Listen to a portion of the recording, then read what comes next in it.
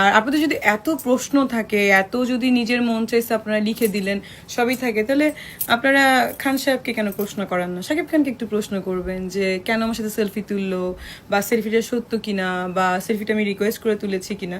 আর এত যখন আপনারা বললেন যে আপনারা লাইক কি বলে ওটাকে, স্পেশাল সূত্রে জানতে পেরেছেন, সো স্পেশাল সূত্র আপনাদেরকে তাহলে বলে নাই যে কি হয়েছে বা কবে যাই কি না যাই। তো স্পেশাল সূত্রের কাছে আপনারা যদি জানতে চান নিশ্চয়ই সবই জানতে পারবেন। আমার কি মনে হয় জানেন, আপনারা হয়তো বা যে যারা লিখেছেন তারা কারোর অনুপ্রেরণায় লিখেছেন, নয়তো বা তাদের আমাকে পার্সোনালি পছন্দ না।